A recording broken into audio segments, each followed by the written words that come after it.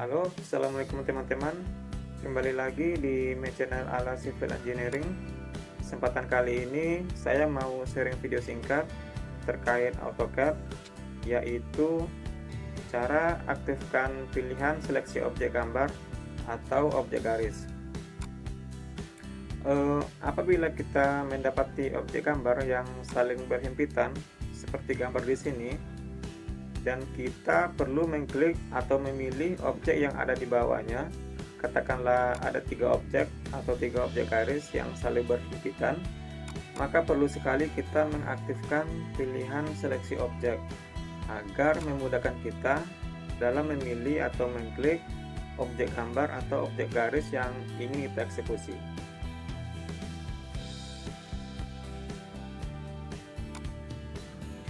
Caranya cukup mudah ya teman-teman, tinggal buka jendela drafting setting, kemudian pilih tab menu selection cycling dan centang pada allow selection cycling, kemudian display selection juga aktif centang dan apply atau OK.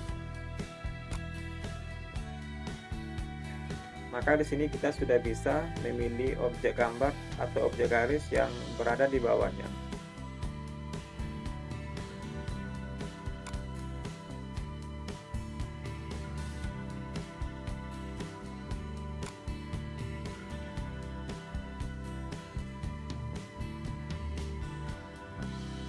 Kemudian untuk melakukan unselection atau kita membatalkan beberapa seleksi objek, kita tinggal perlu menekan tombol shift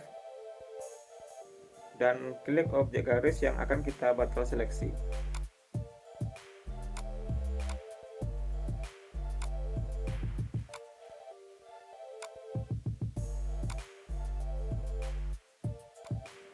Dengan ini kita lebih memudahkan dalam melakukan seleksi objek gambar tanpa perlu memindahkan objek bagian atas terlebih dahulu, yang mana ini membuang waktu dan tenaga.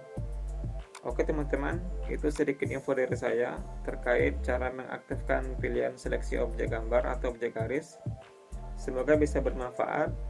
Kalau teman-teman suka dengan video ini, boleh dibantu dengan klik tombol like-nya, dan sampai jumpa pada video berikutnya.